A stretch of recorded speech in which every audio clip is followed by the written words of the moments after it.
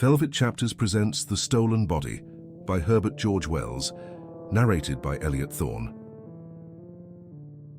Mr. Bessel was the senior partner in the firm of Bessel, Hart and Brown of St. Paul's Churchyard, and for many years he was well known among those interested in psychical research as a liberal-minded and conscientious investigator.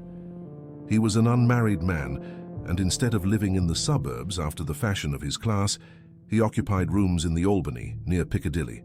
He was particularly interested in the questions of thought transference and of apparitions of the living, and in November 1896, he commenced a series of experiments in conjunction with Mr. Vincey of Staple Inn in order to test the alleged possibility of projecting an apparition of oneself by force of will through space. Their experiments were conducted in the following manner. At a pre-arranged hour, Mr. Bessel shut himself in one of his rooms in the Albany, and Mr. Vincey in his sitting room in Staple Inn, and each then fixed his mind as resolutely as possible on the other. Mr. Bessel had acquired the art of self-hypnotism, and so far as he could, he attempted first to hypnotize himself and then to project himself as a phantom of the living across the intervening space of nearly 2 miles into Mr. Vincey's apartment.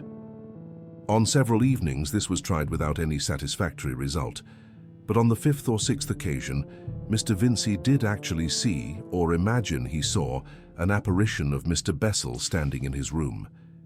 He states that the appearance, although brief, was very vivid and real. He noticed that Mr. Bessel's face was white and his expression anxious, and moreover that his hair was disordered. For a moment, Mr. Vincey, in spite of his state of expectation, was too surprised to speak or move, and in that moment it seemed to him as though the figure glanced over its shoulder and incontinently vanished. It had been arranged that an attempt should be made to photograph any phantasm seen, but Mr. Vincey had not the instant presence of mind to snap the camera that lay ready on the table beside him, and when he did so, he was too late. Greatly elated, however, even by this partial success, he made a note of the exact time, and at once took a cab to the Albany to inform Mr. Bessel of this result. He was surprised to find Mr. Bessel's outer door standing open to the night, and the inner apartments lit, and in an extraordinary disorder. An empty champagne magnum lay smashed upon the floor. Its neck had been broken off against the ink pot on the bureau and lay beside it. An octagonal occasional table, which carried a bronze statuette and a number of choice books, had been rudely overturned, and down the primrose paper of the wall, inky fingers had been drawn, as it seemed for the mere pleasure of defilement. One of the delicate chintz curtains had been violently torn from its rings and thrust upon the fire, so that the smell of its smouldering filled the room. Indeed, the whole place was disarranged in the strangest fashion. For a few minutes, Mr. Vincey, who had entered sure of finding Mr. Bessel in his easy-chair awaiting him, could scarcely believe his eyes and stood staring helplessly at these unanticipated things. Then, full of a vague sense of calamity, he sought the porter at the entrance lodge. "Where is Mr. Bessel?" he asked. "Do you know that all the furniture is broken in Mr. Bessel's room?" The porter said nothing, but, obeying his gestures, came at once to Mr. Bessel's apartment to see the state of affairs. "This settles it," he said, surveying the lunatic confusion. "I didn't know of this. Mr. Bessel's gone off. He's mad."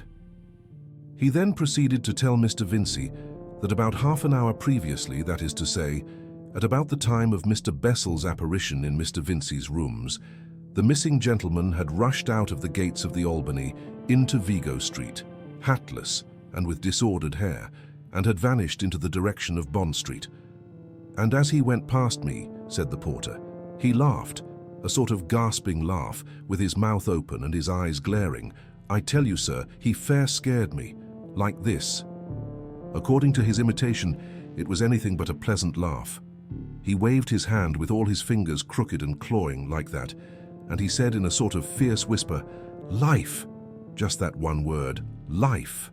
"Dear me," said Mr. Vincey. "Tut tut and dear me." He could think of nothing else to say. He was naturally very much surprised. He turned from the room to the porter, and from the porter to the room in the gravest perplexity. Beyond his suggestion that probably Mr. Bessel would come back presently and explain what had happened, their conversation was unable to proceed. "It might be a sudden toothache," said the porter, a very sudden and violent toothache jumping on him suddenly like and driving him wild. I've broken things myself before now in such a case, he thought. If it was, why should he say life to me as he went past? Mr. Vincey did not know. Mr. Bessel did not return, and at last Mr. Vincey, having done some more helpless staring and having addressed a note of brief inquiry and left it in a conspicuous position on the bureau, returned in a very perplexed frame of mind to his own premises in Staple Inn. This affair had given him a shock. He was at a loss to account for Mr. Bessel's conduct on any sane hypothesis. He tried to read, but he could not do so. He went for a short walk and was so preoccupied that he narrowly escaped a cab at the top of Chancery Lane, and at last, a full hour before his usual time, he went to bed. For a considerable time he could not sleep because of his memory of the silent confusion of Mr. Bessel's apartment, and when at length he did attain an uneasy slumber, it was at once disturbed by a very vivid and distressing dream of Mr. Bessel. He saw Mr. Bessel gesticulating wildly, and with his face white and contorted. And inexplicably mingled with his appearance, suggested perhaps by his gestures, was an intense fear, an urgency to act. He even believes that he heard the voice of his fellow experimenter calling distressfully to him, though at the time he considered this to be an illusion. The vivid impression remained, though Mr. Vincey awoke. For a space he lay awake and trembling in the darkness, possessed with that vague, unaccountable terror of unknown possibilities that comes out of dreams upon even the bravest men. But at last he roused himself and turned over and went to sleep again, only for the dream to return with enhanced vividness. He awoke with such a strong conviction that Mr. Bessel was in overwhelming distress and need of help, that sleep was no longer possible. He was persuaded that his friend had rushed out to some dire calamity. For a time he lay reasoning vainly against this belief, but at last he gave way to it. He arose against all reason, lit his gas and dressed, and set out through the deserted streets, deserted save for a noiseless policeman or so and the early news carts, towards Vigo Street to inquire if Mr. Bessel had returned. But he never got there. As he was going down Long Acre, some unaccountable impulse turned him aside out of that street towards Covent Garden, which was just waking to its nocturnal activities. He saw the market in front of him, a queer effect of glowing yellow lights and busy black figures. He became aware of a shouting and perceived a figure turn the corner by the hotel and run swiftly towards him. He knew at once that it was Mr. Bessel, but it was Mr. Bessel transfigured. He was hatless and disheveled. His collar was torn open. He grasped a bone-handled walking cane near the ferrule end, and his mouth was pulled awry, and he ran, with agile strides, very rapidly. Their encounter was the affair of an instant. "Bessel!" cried Vincey. The running man gave no sign of recognition either of Mr. Vincey or of his own name. Instead, he cut at his friend savagely with the stick, hitting him in the face within an inch of the eye. Mr. Vincey, stunned and astonished, staggered back, lost his footing, and fell heavily on the pavement. It seemed to him that Mr. Bessel leapt over him as he fell. When he looked again, Mr. Bessel had vanished, and a policeman and a number of garden porters and salesmen were rushing past towards Long Acre in hot pursuit. With the assistance of several passers-by, for the whole street was speedily alive with running people, Mr. Vincey struggled to his feet. He at once became the center of a crowd, greedy to see his injury. A multitude of voices competed to reassure him of his safety, and then to tell him of the behavior of the madman as they regarded Mr. Bessel. He had suddenly appeared in the middle of the market screaming, "Life, life!" striking left and right with a blood-stained walking stick and dancing and shouting with laughter at each successful blow. A lad and two women had broken heads, and he had smashed a man's wrist. A little child had been knocked insensible, and for a time he had driven everyone before him, so furious and resolute had his behavior been. Then he made a raid upon a coffee stall, hurled its paraffin flare through the window of the post office, and fled laughing after stunning the foremost of the two policemen who had the pluck to charge him. Mr. Vincey's first impulse was naturally to join in the pursuit of his friend, in order if possible to save him from the violence of the indignant people. But his action was slow. The blow had half stunned him, and while this was still no more than a resolution came the news, shouted through the crowd, that Mr. Bessel had eluded his pursuers. At first Mr. Vincey could scarcely credit this, But the universality of the report, and presently the dignified return of two futile policemen, convinced him. After some aimless inquiries, he returned towards Staple Inn, padding a handkerchief to a now very painful nose. He was angry and astonished and perplexed.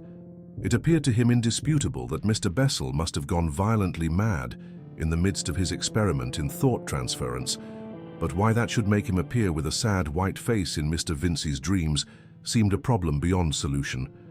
He racked his brains in vain to explain this. It seemed to him at last that not simply Mr. Bessel, but the order of things must be insane, but he could think of nothing to do. He shut himself carefully into his room, lit his fire. It was a gas fire with asbestos bricks, and fearing fresh dreams if he went to bed, remained bathing his injured face or holding up books in a vain attempt to read until dawn. Throughout that vigil, he had a curious persuasion that Mr. Bessel was endeavoring to speak to him, but he would not let himself attend to any such belief.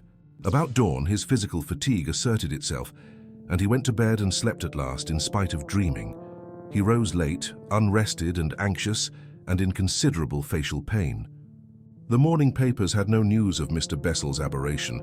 It had come too late for them.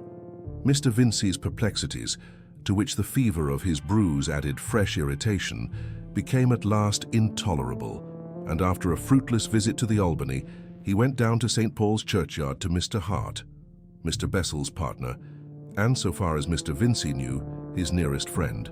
He was surprised to learn that Mr. Hart, although he knew nothing of the outbreak, had also been disturbed by a vision, the very vision that Mr. Vincey had seen, Mr. Bessel, white and disheveled, pleading earnestly by his gestures for help. That was his impression of the import of his signs. "I was just going to look him up in the Albany when you arrived," said Mr. Hart. "I was so sure of something being wrong with him." As the outcome of their consultation, the two gentlemen decided to inquire at Scotland Yard for news of their missing friend. "He is bound to be laid by the heels," said Mr. Hart. "He can't go on at that pace for long." But the police authorities had not laid Mr. Bessel by the heels. They confirmed Mr. Vincey's overnight experiences and added fresh circumstances, some of an even graver character than those he knew: a list of smashed glass along the upper half of Tottenham Court Road, an attack upon a policeman in Hampstead Road, and an atrocious assault upon a woman. All these outrages were committed between 12:30 and 1:45 in the morning, and between those hours, and indeed from the very moment of Mr. Bessel's first rush from his rooms at 9:30 in the evening, they could trace the deepening violence of his fantastic career. For the last hour, at least from before 1, that is, until 1:45, he had run amok through London, eluding with amazing agility every effort to stop or capture him. But after 1:45 he had vanished. Up to that hour, witnesses were multitudinous. Dozens of people had seen him, fled from him or pursued him, and then things suddenly came to an end. At 1:45 he had been seen running down the Euston Road towards Baker Street, flourishing a can of burning colza oil and jerking splashes of flame therefrom at the windows of the houses he passed. But none of the policemen on Euston Road beyond the waxwork exhibition, nor any of those in the side streets down which he must have passed had he left the Euston Road, had seen anything of him. Abruptly, he disappeared. Nothing of his subsequent doings came to light in spite of the keenest inquiry. Here was a fresh astonishment for Mr. Vincey. He had found considerable comfort in Mr. Hart's conviction. He is bound to be laid by the heels before long, and in that assurance he had been able to suspend his mental perplexities. But any fresh development seemed destined to add new impossibilities to a pile already heaped beyond the powers of his acceptance. He found himself doubting whether his memory might not have played him some grotesque trick, debating whether any of these things could possibly have happened, and in the afternoon he hunted up Mr. Hart again to share the intolerable weight on his mind. He found Mr. Hart engaged with a well-known private detective, but as that gentleman accomplished nothing in this case, we need not enlarge upon his proceedings. All that day Mr. Bessel's whereabouts eluded an unceasingly active inquiry, and all that night. And all that day there was a persuasion in the back of Vincey's mind that Mr. Bessel sought his attention, and all through the night, Mr. Bessel, with a tear-stained face of anguish, pursued him through his dreams. And whenever he saw Mr. Bessel in his dreams, He also saw a number of other faces, vague but malignant, that seemed to be pursuing Mr. Bessel. It was on the following day, Sunday, that Mr. Vincey recalled certain remarkable stories of Mrs. Bullock, the medium, who was then attracting attention for the first time in London. He determined to consult her. She was staying at the house of that well-known inquirer, Dr. Wilson Paget, and Mr. Vincey, although he had never met that gentleman before, repaired to him forthwith with the intention of invoking her help. But scarcely had he mentioned the name of Bessel when Dr. Paget interrupted him. "Last night, just at the end," he said, "we had a communication."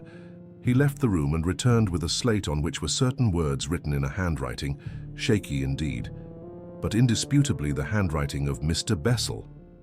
"How did you get this?" said Mr. Vincey. "Do you mean—" "We got it last night," said Dr. Paget.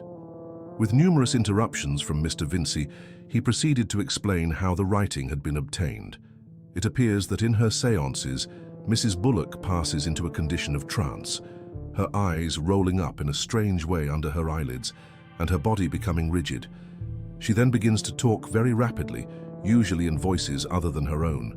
At the same time, one or both of her hands may become active, and if slates and pencils are provided, they will then write messages simultaneously with and quite independently of the flow of words from her mouth. By many, she is considered an even more remarkable medium than the celebrated Mrs. Piper. It was one of these messages, the one written by her left hand, that Mr. Vincey now had before him. It consisted of 8 words written disconnectedly. George Bessel, Trial Excavenglass, Baker Street, help, starvation.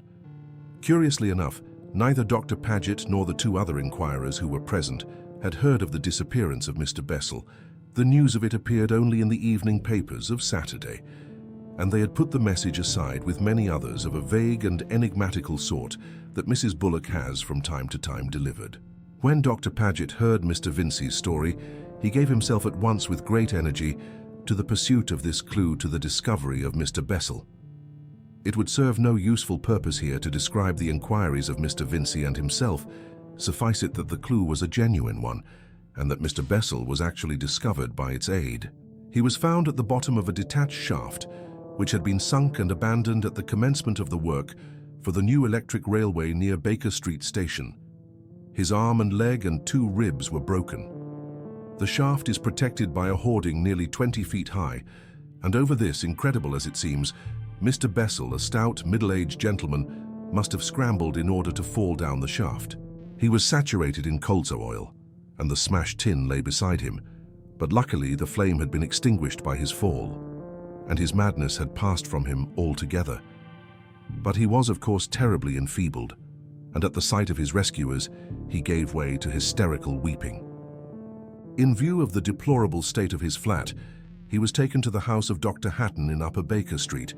Here he was subjected to a sedative treatment, and anything that might recall the violent crisis through which he had passed was carefully avoided. But on the 2nd day he volunteered a statement. Since that occasion, Mr. Bessel has several times repeated this statement to myself among other people, varying the details as the narrator of real experiences always does, but never by any chance contradicting himself in any particular. And the statement he makes is in substance as follows. In order to understand it clearly, it is necessary to go back to his experiments with Mr. Vincey before his remarkable attack. Mr. Bessel's first attempts at self-projection in his experiments with Mr. Vincey were, as the reader will remember, unsuccessful. But through all of them he was concentrating all his power and will upon getting out of the body, willing it with all my might, he says. At last, almost against expectation, came success. And Mr. Bessel asserts that he, being alive, did actually, by an effort of will, leave his body and pass into some place or state outside this world.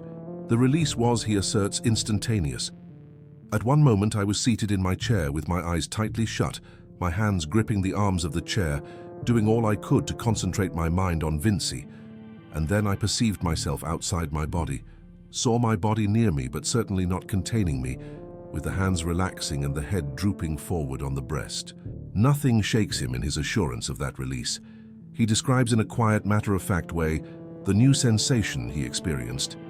He felt he had become impalpable, So much he had expected, but he had not expected to find himself enormously large. So, however, it would seem he became. I was a great cloud, if I may express it that way, anchored to my body. It appeared to me at first as if I had discovered a greater self of which the conscious being in my brain was only a little part. I saw the Albany and Piccadilly and Regent Street and all the rooms and places in the houses, very minute and very bright and distinct, spread out below me like a little city seen from a balloon. Every now and then, vague shapes like drifting wreaths of smoke made the vision a little indistinct, but at first I paid little heed to them.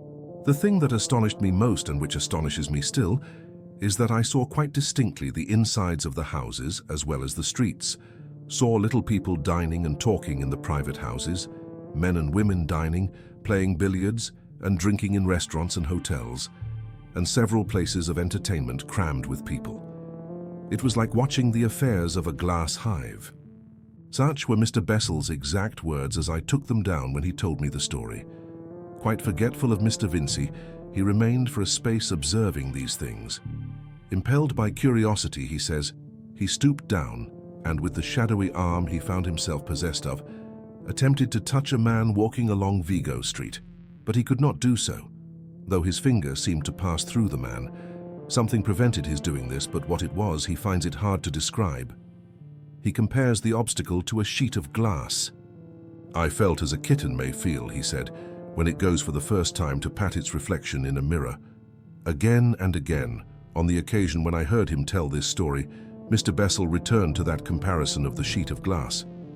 Yet it was not altogether a precise comparison, because, as the reader will speedily see, there were interruptions of this generally impermeable resistance, means of getting through the barrier to the material world again. But naturally, there is a very great difficulty in expressing these unprecedented impressions in the language of everyday experience. A thing that impressed him instantly, and which weighed upon him throughout all this experience, was the stillness of this place. He was in a world without sound. At first, Mr. Bessel's mental state was an unemotional wonder.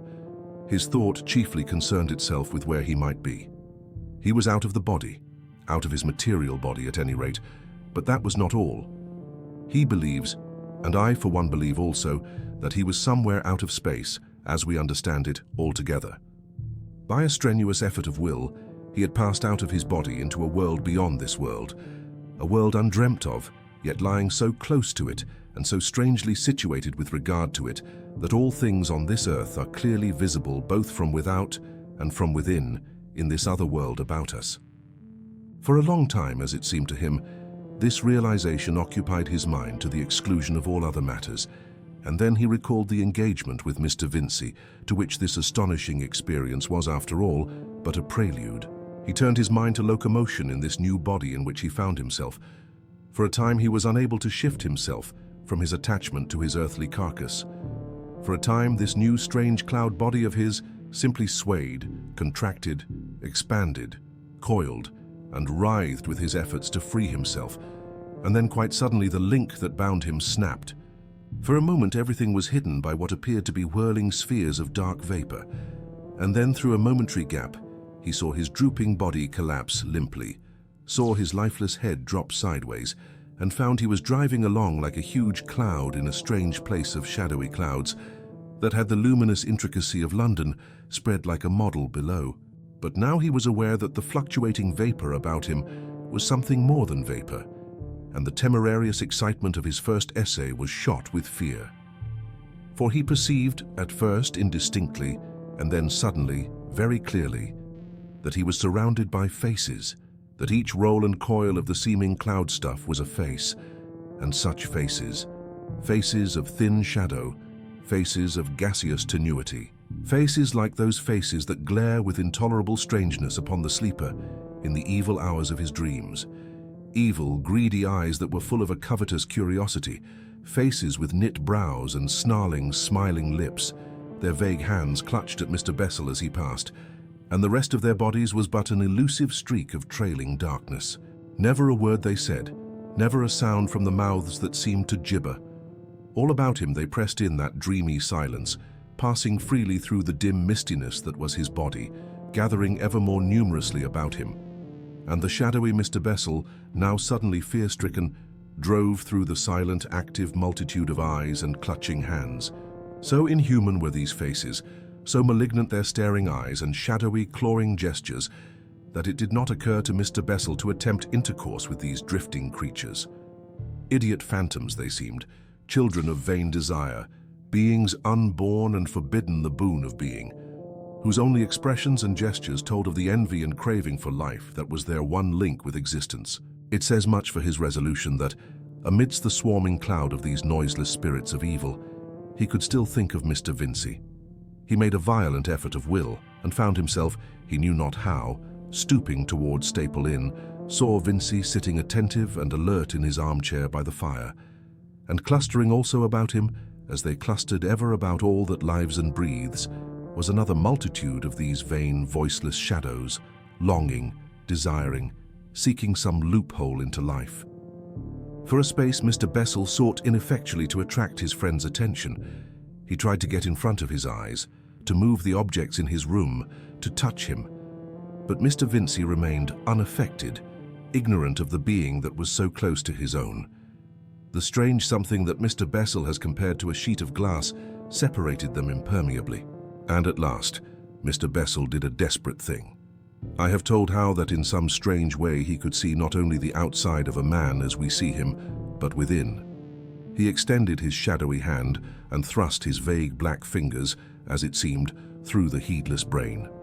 Then suddenly, Mr. Vincey started like a man who recalls his attention from wandering thoughts, and it seemed to Mr. Bessel that a little dark red body situated in the middle of Mr. Vincey's brain swelled and glowed as he did so. Since that experience, he has been shown anatomical figures of the brain, and he knows now that this is that useless structure, as doctors call it, the pineal eye. For strange as it will seem to many, we have deep in our brains, where it cannot possibly see any earthly light, an eye. At the time this, with the rest of the internal anatomy of the brain, was quite new to him. At the sight of its changed appearance, however, he thrust forth his finger and, rather fearful still of the consequences, touched this little spot. And instantly Mr. Vincey started, and Mr. Bessel knew that he was seen. And at that instant it came to Mr. Bessel that evil had happened to his body, and behold, a great wind blew through all that world of shadows and tore him away. So strong was this persuasion that he thought no more of Mr. Vincey, but turned about forthwith, and all the countless faces drove back with him like leaves before a gale. But he returned too late. In an instant he saw the body that he had left inert and collapsed, lying indeed like the body of a man just dead, had arisen by virtue of some strength and will beyond his own. It stood with staring eyes, stretching its limbs in dubious fashion. For a moment he watched it in wild dismay, and then he stooped towards it. But the pane of glass had closed against him again, and he was foiled. He beat himself passionately against this, and all about him the spirits of evil grinned and pointed and mocked. He gave way to furious anger. He compares himself to a bird that has fluttered heedlessly into a room and is beating at the window pane that holds it back from freedom. And behold, the little body that had once been his was now dancing with delight. He saw it shouting, though he could not hear its shouts. He saw the violence of its movements grow. He watched it fling his cherished furniture about in the mad delight of existence, rend his books apart, smash bottles, drink heedlessly from the jagged fragments, leap and smite in a passionate acceptance of living. He watched these actions in paralyzed astonishment. Then once more he hurled himself against the impassable barrier, and then, with all that crew of mocking ghosts about him, hurried back in dire confusion to Vincey to tell him of the outrage that had come upon him. But the brain of Vincey was now closed against apparitions, and the disembodied Mr. Bessel pursued him in vain as he hurried out into Holborn to call a cab. Foiled and terror-stricken, Mr. Bessel swept back again to find his desecrated body whooping in a glorious frenzy down the Burlington Arcade. And now the attentive reader begins to understand Mr. Bessel's interpretation of the first part of this strange story. The being whose frantic rush through London had inflicted so much injury and disaster had indeed Mr. Bessel's body, but it was not Mr. Bessel. It was an evil spirit out of that strange world beyond existence. into which Mr. Bessel had so rashly ventured. For 20 hours it held possession of him, and for all those 20 hours, the dispossessed spirit body of Mr. Bessel was going to and fro in that unheard-of middle world of shadows, seeking help in vain. He spent many hours beating at the minds of Mr. Vincey and of his friend Mr. Hart, each, as we know, he roused by his efforts. But the language that might convey his situation to these helpers across the gulf, he did not know. His feeble fingers groped vainly and powerlessly in their brains. Once indeed, as we have already told, he was able to turn Mr. Vincey aside from his path, so that he encountered the stolen body in its career, but he could not make him understand the thing that had happened. He was unable to draw any help from that encounter. All through those hours, the persuasion was overwhelming in Mr. Bessel's mind that presently his body would be killed by its furious tenant, and he would have to remain in this shadowland for evermore, so that those long hours were a growing agony of fear. And ever as he hurried to and fro in his ineffectual excitement, innumerable spirits of that world about him mobbed him and confused his mind. And ever an envious, applauding multitude poured after their successful fellow as he went upon his glorious career. For that, it would seem, must be the life of these bodiless things of this world that is the shadow of our world. Ever they watch, coveting a way into a mortal body, in order that they may descend, as furies and frenzies, as violent lusts and mad, strange impulses, rejoicing in the body they have won. For Mr. Bessel was not the only human soul in that place. Witness the fact that he met first one, and afterwards several shadows of men like himself, it seemed, who had lost their bodies, even it may be as he had lost his, and wandered despairingly in that lost world that is neither life nor death. They could not speak because that world is silent, yet he knew them for men because of their dim human bodies and because of the sadness of their faces. But how they had come into that world he could not tell, nor where the bodies they had lost might be, whether they still raved about the earth, or whether they were closed forever in death against return. That they were the spirits of the dead, neither he nor I believe. But Dr. Wilson Paget thinks they are the rational souls of men who are lost in madness on the earth. At last Mr. Bessel chanced upon a place where a little crowd of such disembodied silent creatures was gathered, and thrusting through them, he saw below a brightly lit room, and 4 or 5 quiet gentlemen, and a woman, a stoutish woman dressed in black bombazine, and sitting awkwardly in a chair with her head thrown back. He knew her from her portraits to be Mrs. Bullock, the medium, and he perceived that tracts and structures in her brain glowed and stirred, as he had seen the pineal eye in the brain of Mr. Vincey glow. The light was very fitful. Sometimes it was a broad illumination, and sometimes merely a faint twilight spot, and it shifted slowly about her brain. She kept on talking and writing with one hand, and Mr. Bessel saw that the crowding shadows of men about him and a great multitude of the shadow spirits of that shadowland were all striving and thrusting to touch the lighted regions of her brain. As one gained her brain or another was thrust away, her voice and the writing of her hand changed, so that what she said was disorderly and confused for the most part, now a fragment of one soul's message, and now a fragment of another's, and now she babbled the insane fancies of the spirits of vain desire. Then Mr. Bessel understood that she spoke for the spirit that had touch of her, and he began to struggle very furiously towards her. But he was on the outside of the crowd, and at that time he could not reach her. And at last, growing anxious, he went away to find what had happened meanwhile to his body. For a long time he went to and fro seeking it in vain, and fearing that it must have been killed, and then he found it at the bottom of the shaft in Baker Street, writhing furiously and cursing with pain. Its leg and an arm and 2 ribs had been broken by its fall. Moreover, the evil spirit was angry because his time had been so short and because of the pain-making violent movements and casting his body about.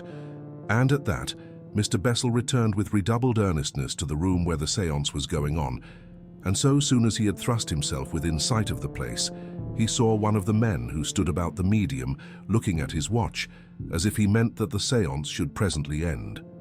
At that, a great number of the shadows who had been striving turned away with gestures of despair. But the thought that the séance was almost over only made Mr. Bessel the more earnest, and he struggled so stoutly with his will against the others that presently he gained the woman's brain. It chanced that just at that moment it glowed very brightly, and in that instant she wrote the message that Dr. Wilson Paget preserved. And then the other shadows and the cloud of evil spirits about him had thrust Mr. Bessel away from her, and for all the rest of the séance, he could regain her no more. So he went back and watched through the long hours at the bottom of the shaft, where the evil spirit lay in the stolen body it had maimed, writhing and cursing and weeping and groaning, and learning the lesson of pain. And towards dawn, the thing he had waited for happened. The brain glowed brightly and the evil spirit came out, and Mr. Bessel entered the body he had feared he should never enter again. As he did so, the brooding silence ended.